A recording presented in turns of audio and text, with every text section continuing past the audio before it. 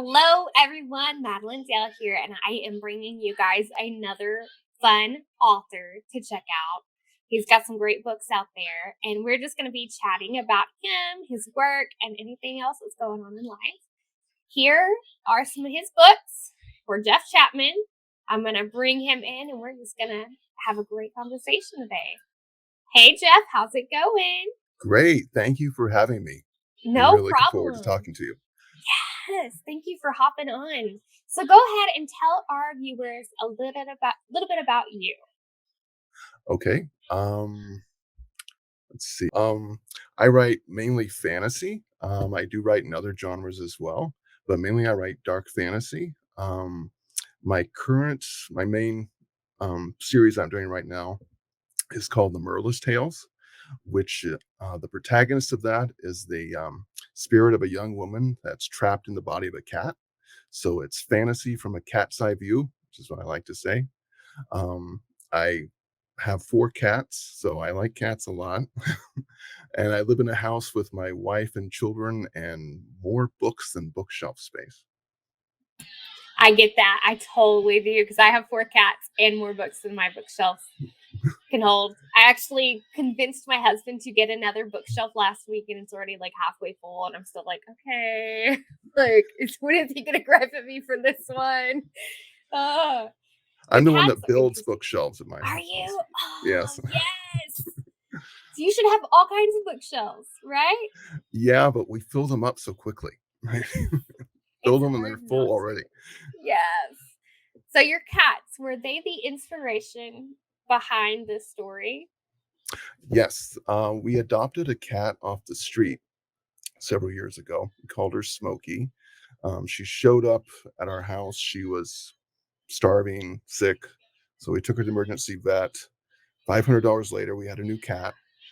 She just needed TLC. She had a million fleas and she had some infections. So we treated her. And unfortunately, she was really old. So we only had her for about 2.5 years.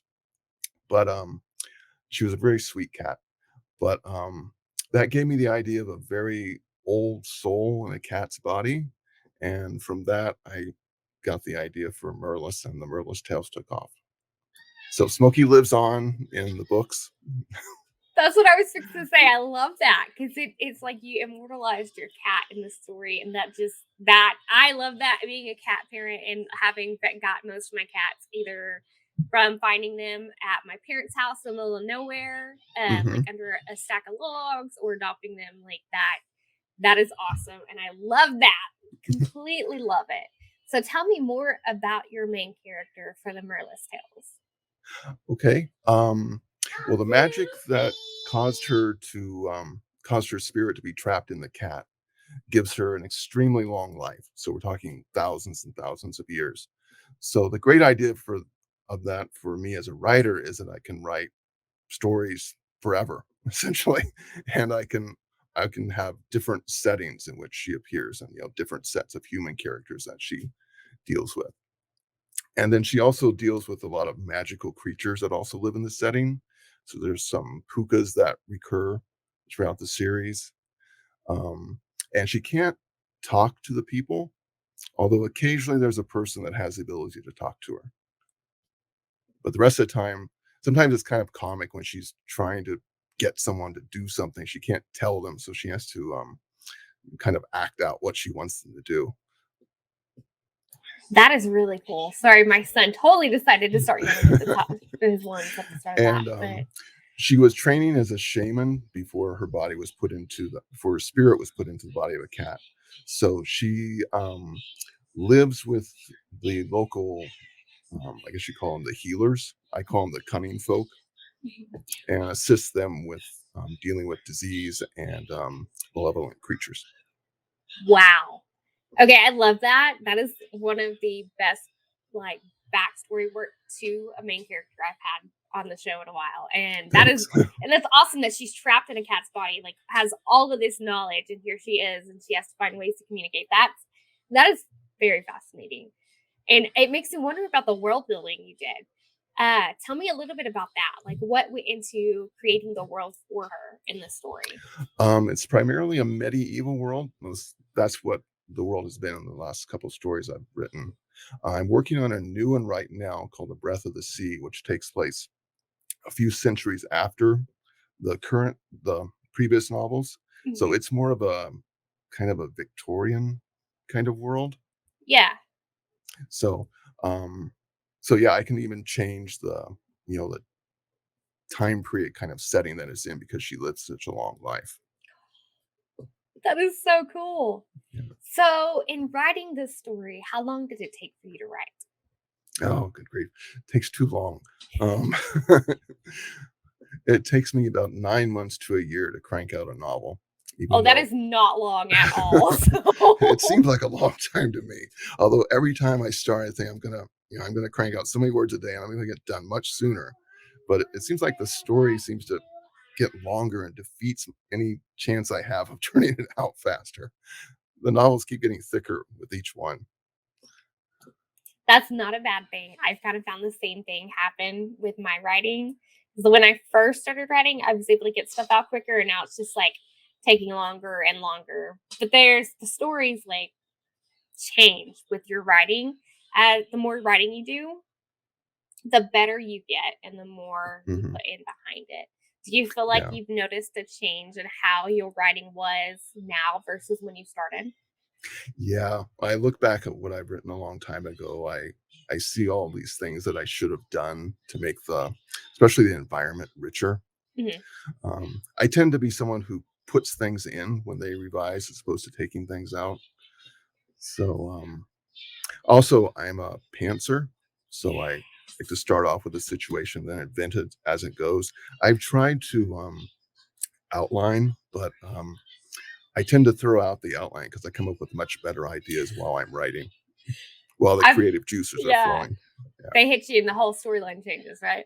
yeah, I yeah. like that. Yeah, I'm kind of like that. I try to stick with the loose outline, but it never works. My characters like to come in and be like, "No, we're going to do this instead." So, do you find that some of the other characters have in your story have influenced where the story went?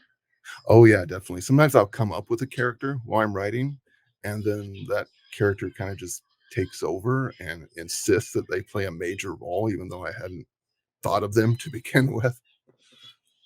Nice. So, with all of your characters, do you have one that is your favorite that you created? Let's see.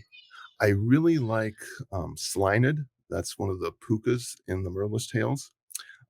He's a stoat, so he lives in the forest and he has all these lady stoats that he lives with.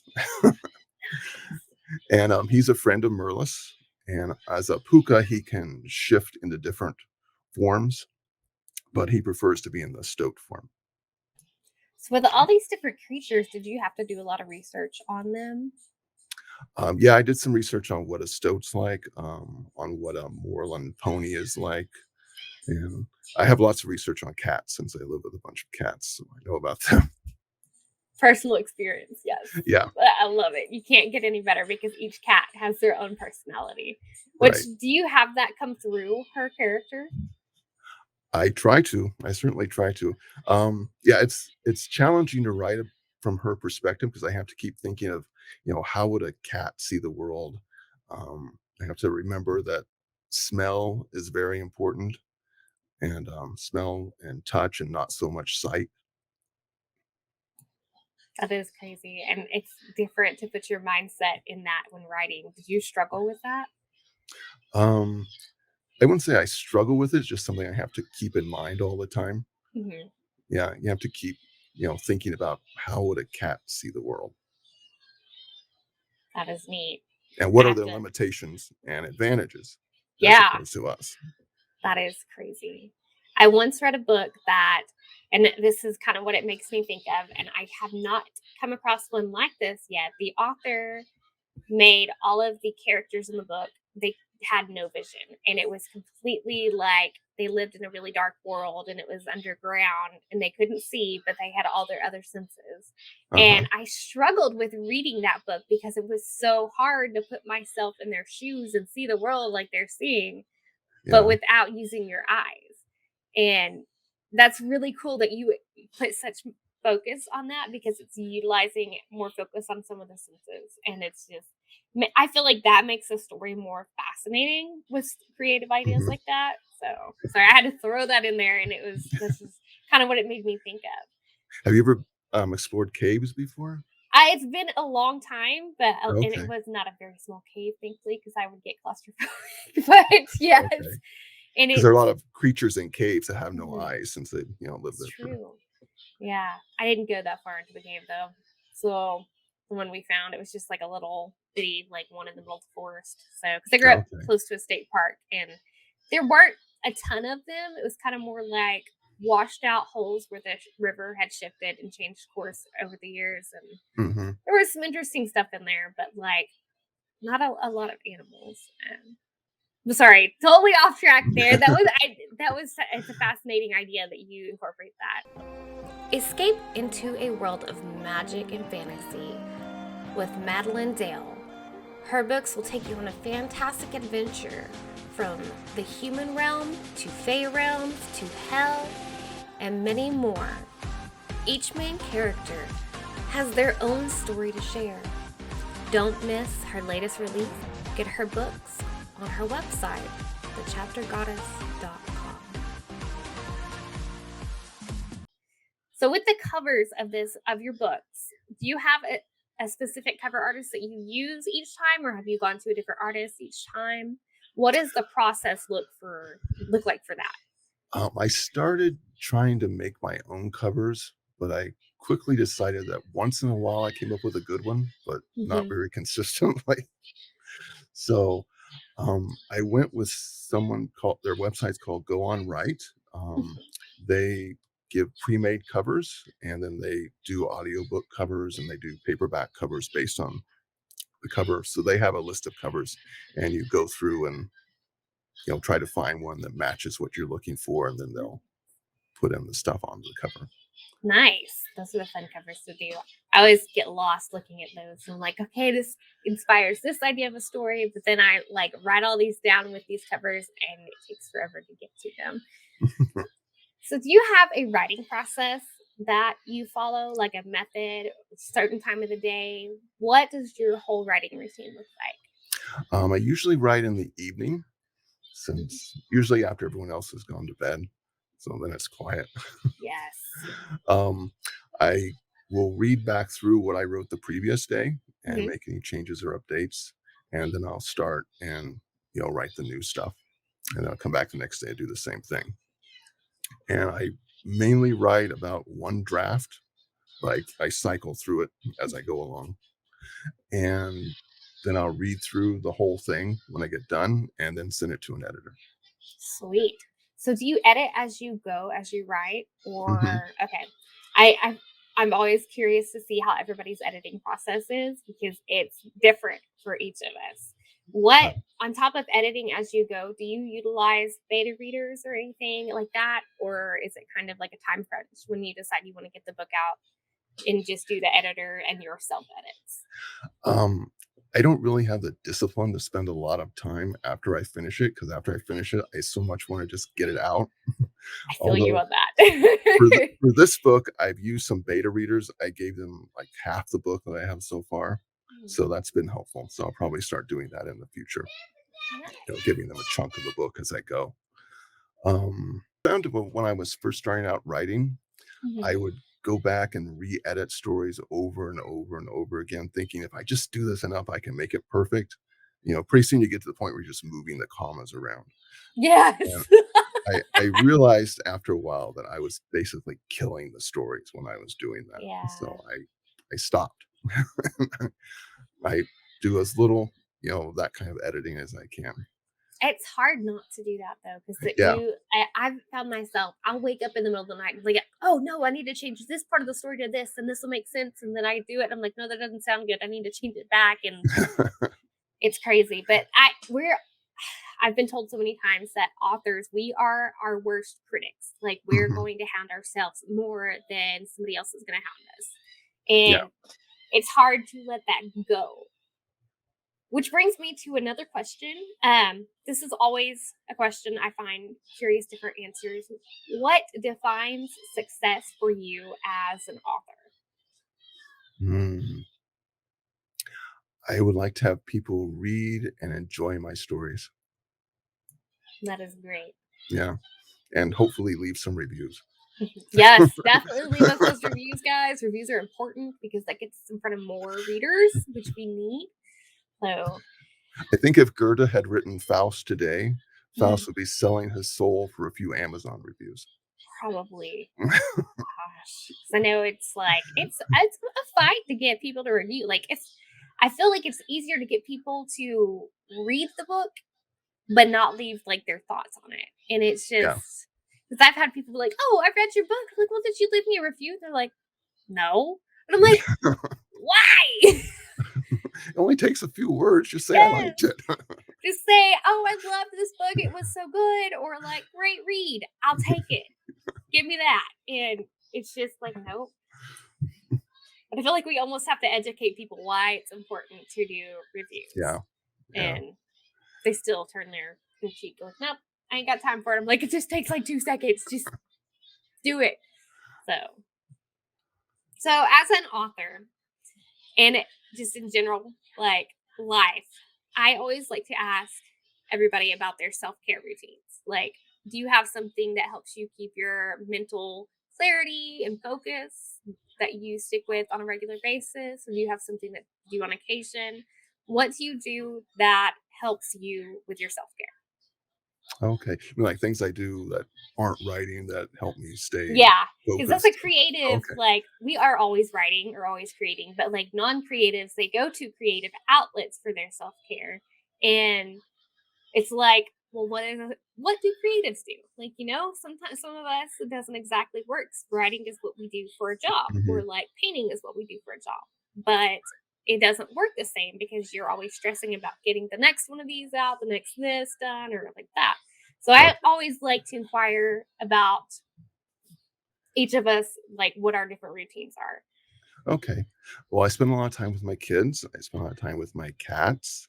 Um, I read and I listen to a lot of audiobooks. In the summer, I do a lot of vegetable gardening. Yay! So, Fellow gardener, I yeah, love it. that's enjoyable and frustrating at the same Yes. time. Especially in the heat we're having. Yes, Yes, absolutely. yes. Um, so yeah, I don't have any trouble finding distractions to take me away from the creative work that I do. But I think it is important to, do other things and let your subconscious work on problems Mhm. while you're not, constantly focused on them. Because I think that can kill your creative juices too, to be constantly focused on them and not Yeah. having other aspects of your life to fall back on. Yeah, I've found myself like I get in these moods where I'm like, "Oh, I really need to work on this, like, so I can push this out this day and do this, this, and this." And like, I'll sit here and stare at the computer and nothing happens. Do you find like that happening on occasion? Yeah, that does happen on occasion, How do especially you work if I have through that? too much to do. Either get up and go do something else for a while or just push through it really hard. Yeah. So this is going to be a question about marketing. What have you found to be the best marketing technique for your books? I haven't really found the best marketing technique yet. I'm still looking. Yeah. When I find it, I'll let you know. I've tried Amazon ads and, sometimes it worked and then suddenly it wouldn't work. And I have no idea why it wouldn't work. Yes. I've taken various courses online about Mhm. marketing. I tried Facebook ads. I couldn't seem to get those to work, although I spent a lot of money. They did take all my money. They're good Um, about taking money, yeah, that's they for are sure. very good about taking Yeah. money. Good thing about Amazon is they don't take your money, so Yeah. you can run them for a long time without spending a lot. Um, I have a newsletter as well, but I don't know what I'm doing wrong. I seem to have trouble getting people to engage a lot in the newsletter. Yeah, I feel like it comes and goes with newsletters in Mhm. waves. Because with mine, I've noticed, like, at times people will be like really responsive and they'll like email me back and click on my stuff. And then there's like times where like it shows that they opened it, but nothing's been clicked on. And I'm like, did they even read it? Or Mhm. was it just a like, here, I'm going to click and just go through? And you know how emails pull up the newsletter? Like, is it one of those? Like, how does that? And it, yeah. I'm always curious because marketing, everybody has different like things that they find in marketing. And yeah, I kind of have a similar experience. I've had people suggest ads on other social media platforms that I've tried that haven't worked Mhm. out great. Like, Pinterest and Twitter are 2 that I tried, and it just nope, wasn't worth it, so Yeah, I used to put out a lot of tweets, mhm, but, once in a while, I think I sold a book from something I tweeted, but I spent so much time doing it for one book sale, yes, it's didn't a seem to be lot worth it. of work, a lot of work. So lately, I've just been focused on writing the books, and Mhm, I've been doing more with Facebook groups and doing these podcasts and yeah, interviews, so we'll see how these work out. knock on wood, I Yeah. wish you the best with it because sometimes they really do, they help, and I feel like part of it doing all the interviews and the podcast stuff and everything, you're building relationships with others, and Mhm. that is a good way. I feel like maybe like an organic way to bring people in to find your books. And I mean, maybe they won't buy it right away, but they'll be like, oh, hey, I got to sit down and talk with this author, or they'll listen to like this interview and be like, hey, that's an amazing author. I'm going to go check out his work. And Right. I love when it happens in those kind of situations because, yeah, it just makes you feel better. Like, and I feel like it kind of makes a connection with your reader. Right. Yeah, So, I think there are readers for my books out there somewhere. I mean, I like them, so I'm not that unique. Certainly somebody else must like them. Just have to find those people and, get word of mouth going. I think that's mhm. what's most important. Yes. And so, moving forward with your writing, what do you plan on doing in the future with your writing in your books? Do you have kind of like goals in mind of like what you want to accomplish? I want to continue writing novels, hopefully write more than one a year. If I can ever get up enough speed to create more than that. I have plenty of ideas for books. I probably will never be able to live long enough to write all the books I have ideas for. So I'm going to continue with the Merlis tales. I published another novel. Let's see, late last year, The Sniggert's Revenge. And I have to do a sequel to that one since there were threads at the end of the story that I didn't complete. And I've had people ask about that. So yeah, that's definitely coming up too. Sweet. Do you have any personal goals as an author that you want to accomplish? Do you want to try for any awards or bestsellers or anything? What would be really great is if I could make my living as an author Yes, and I have to agree with that. with my job, Yes. but that's not happening yet. So In time, it's going to yes. happen. We're putting it out there. So, with being a parent and with working a job and everything, how do you balance life and writing? It's hard sometimes, but I managed to carve out some time every day to at least do something with the writing.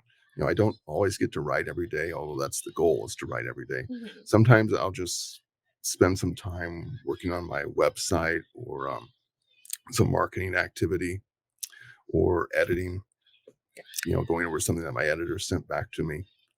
Um, but I try to carve out at least a half hour to an hour a day to do something with my writing. You can actually get a lot done in that time, especially Yeah. if you're undisturbed. That's something I've discovered in being a parent and having a wild child. Like, if I get 30 minutes, I can knock out so much of my writing or just editing. And it's like, it makes my whole day better. I don't know Yeah. if it influences your mood when you're like, yes, I can get this done. I've done it. But Well, yeah, it makes me feel like I've accomplished something, mhm, and I found that if you work a little bit at something every day for a long time, you will get done. You are yes. making progress towards the end goal. But if you don't do anything, of course, you're not making any progress. You won't ever get done. So, Yes, I always like to think of it as that age-old story of the race between the tortoise and the hare mhm, kind of thing. yeah. Slow and steady wins the race, and that I am doing slow and steady, like a little bit of progress at a time, but it's steady. I always have to remind myself that too, and because I don't know, I feel like society kind of like really pushes the idea on everybody that you have to get things done, like go go go go go, and it's like Mhm. that doesn't work for me, and yeah, so If you write only 300 words a day in a year, you've got a good sized novel. yeah, that's true. Because it's still you put it all together. You may not see it right away, but it's the end goal that matters. Yeah. So, saying that, do you have any like advice for an aspiring author or somebody who's just beginning their writing journey? Don't give up. You'll get frustrated, but don't give up. Um, Read a lot, study crafts. I mean, there's lots of sources out there you learn about writing, and the only failed writer is one who stops writing. Right. So, go ahead and tell our viewers where they can find you and your work. JeffChapmanBooks.com is my website. You can also find me on Amazon. You can find me on Goodreads as well. I don't remember what the just look up Jeff Chapman on Goodreads and you'll find me. Um, Also Facebook, look up Jeff Chapman Writer. You can find my page on Facebook. Well, thank you so much, Jeff, for being on the show today. Yeah, thank you for having me. I really enjoyed it. Guys, make sure you check out his books. Once again, here is several he's got out there right now. I'll have the links in the either depending on where you're watching this in the comments, on the blog, or in the description. So, once again, Jeff, thank you for hanging out with us. Thank you.